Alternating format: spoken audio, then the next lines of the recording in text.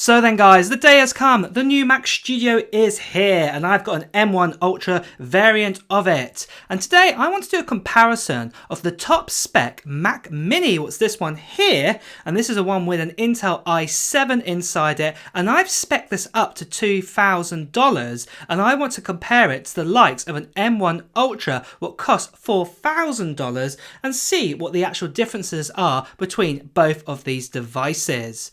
Well, without further ado, let's start with doing a bit of an unboxing, what I have done for this Mac Studio.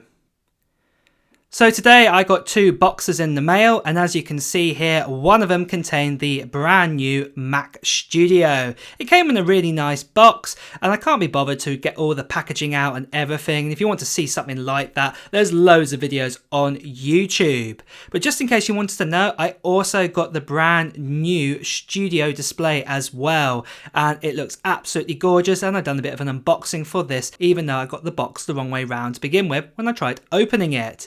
But after this, I decided to set up my Mac Studio, and I also decided to set up the Studio display on my desk. And as you can see, it looks absolutely gorgeous.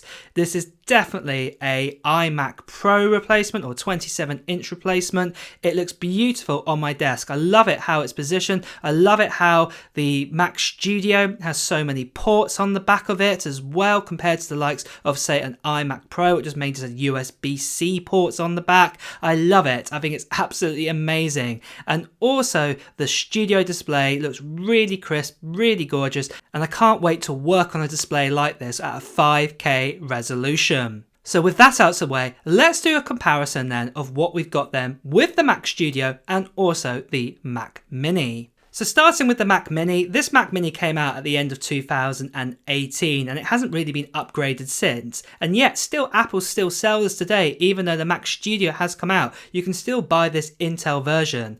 I've spec'd up this Mac Studio to have 1 terabyte of storage inside it. I've also upgraded the RAM as well. Like I said, I've upgraded to an i7 6-core processor inside to make this more of an even match towards the sort of Mac Studio. I could go silly and upgrade the storage even further, but I don't really want to do that. So I ordered this Mac Mini, and as you can see, it is the standard Mac Mini design we've had for probably about the last sort of 12 years, and inside it is an Intel chipset. Now this Mac Mini is still supported, and it is still a great machine for what it is if you really want to do kind of standard kind of daily tasks. I wouldn't actually buy this Mac Mini personally brand new like what I've just done, because it's really silly to do so. Personally, I'd actually get yourself the M1 Mac Mini, what actually gives you better performance than even this Mac Mini that I'm holding right here, and of course it is far cheaper. So yeah, if you want to get a Mac Mini straight away out of the box, definitely get the M1 variant. Let's have a look at the Mac Studio next then. So the Mac Studio is like a larger version of the Mac Mini. Even the form factor, as you can see here with them two stacked on each other, they are literally identical. We basically got here about 2.5 sort of Mac Mini sort of wedged together in one sort of unit, and the main reason behind that is because of this big fat grille that you can see on the back here for the fan outlook, and that's because of the M1 Ultra and the M1 Max that you have inside this machine. It will get super hot if you chuck a lot at it, especially with the M1 Ultra, that you have basically two M1 Maxes inside this. So I can understand why Apple made that, but overall, to be honest, it's still not that big of a machine, considering that the power we're going to get from this, what you're going to see in some benchmarks in just a mo. But overall, I really love this Mac Studio design. I love the form factor, as I already said, and it also gives the same amount of ports basically as what you got with the Mac Mini higher spec. You get all those Thunderbolt ports. Granted, these are Thunderbolt 4 ports on here, but you get that HDMI and you also get that USB ports as well, the 3.1 or 3.0 sort of ports, and also HDMI 2, and also both of these have 10 gigabit Ethernet on them.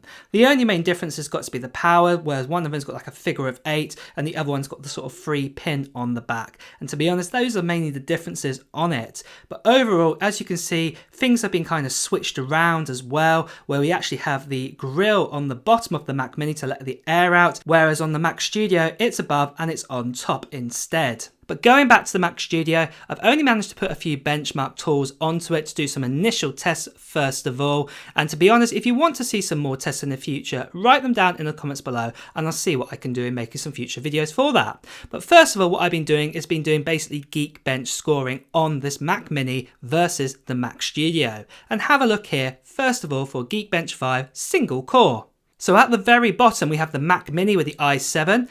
After this, we have an M1 Max MacBook Pro 16-inch, what I've also still got at the moment, and also I've got the M1 Ultra chipset. And first of all, you can see between the M1 Ultra and also the M1 Max, it's literally neck and neck. Basically, across the whole M1 family, the single core speed is basically identical across all of the machines. It's when we get to multi-core, things change. But compare both those single core scores to the i7 that we have in the Mac Mini. Just look at that, it's 59% more faster, the M1 Max is, and if you look at that score right down the bottom corner, that's 60%, and that 60% represents the difference between the single core of the M1 Ultra against the i7's chipset inside the Mac Mini. So moving on to multi-core score with Geekbench 5, as you can see here at the very bottom, we have the i7 chipset, and inside that we have a score of 5,483. But moving on to the M1 Max, and remember, you can get yourself a Mac Studio with an M1 Max inside as well, and the difference here is phenomenal. It's 124%. That's 2.25 more power than we got on the Mac Mini, and that's absolutely unbelievable. But looking at the M1 Ultra score, remember now, we've now got 20 cores inside this compared to the likes of the 6 cores that we have inside the Mac Mini and the 10 cores that we have in the M1 Max. You can see we're literally getting double M1 Max kind of performance. But the crazy thing is the difference between the M1 Ultra and also that i7 in the Mac Mini. Look at that multi-core score there. It's 339%. That's almost 3.5 times more powerful, this M1 Ultra is, than the Mac Mini. And that is absolutely outstanding performance what you're going to get inside a machine like this. Even if you got yourself the M1 Max instead of the M1 Ultra, even that is absolutely incredible compared to $2,000 and a $2,000 machine on both of the Mac Mini and also the Mac Studio.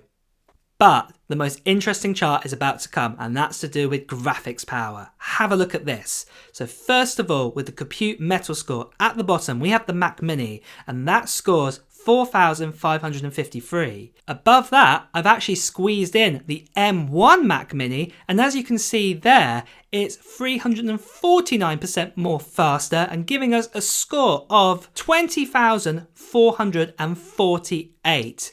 That's absolutely crazy in the amount of power that you're getting inside just an M1 chipset.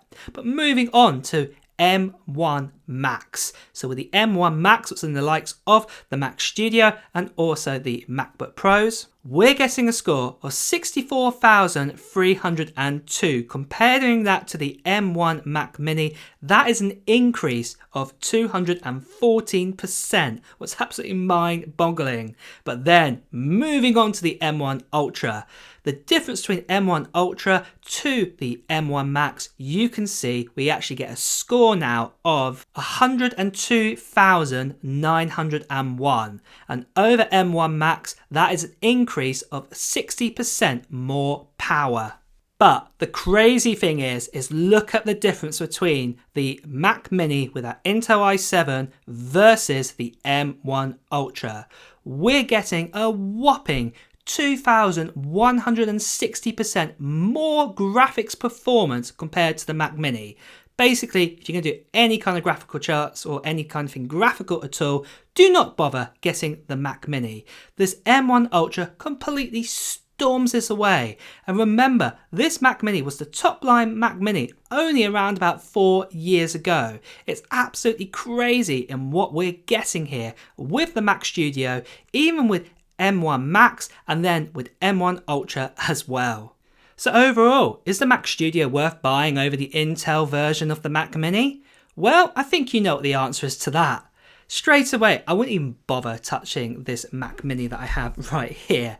Personally, I'd actually buy the M1 version instead. That's even more powerful than this, and it costs now, sometimes on some deals, about the quarter of the price of one of these, the way how I spec this up. It's absolutely unbelievable to get yourself one of those M1 chipsets inside it. However, going back to the studio, and I've got it right here, it's a bit heavy, I'll hold it up. This is definitely a worthy successor over the Mac Mini. And definitely, if you are a professional out there and you want something on your desk or something to replace your 27-inch iMac you have right now, this is definitely worth looking into.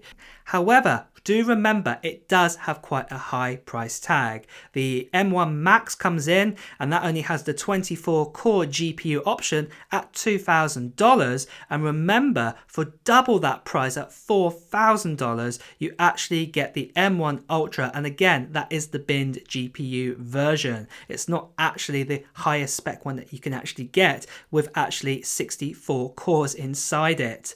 But personally, I would say for most people, it's probably not for you. I know it looks amazing. I know the power looks really attractive, but to be deadly honest, a standard M1 Mac Mini would probably do the trick for you. In fact, I've got an M1 Mac Mini, as I've shown in previous videos of mine, and to be honest, I can throw 4K video at it and it handles it really easily. It is my backup machine for what I have with my MacBook Pro that I got at the end of last year, and it's absolutely incredible to use. So definitely for people out there, and even creators, for some of you guys like starting out say on YouTube or something like this, definitely do consider that. But for you people out there, you guys who do proper photography and lots of video editing and music editing, full on, you know, professional way of doing it, the Mac Studio is definitely a machine to consider.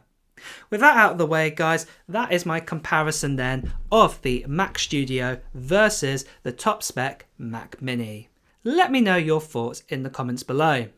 And with that, guys, it's time to wrap up this video. So if you have enjoyed watching it, please do press the like button. And also at the same time as well, if you want to hear the latest Apple news, reviews, and comparisons, please make sure you subscribe to this channel and also hit that notification bell. Until next time, guys, I'll see you soon. Bye bye.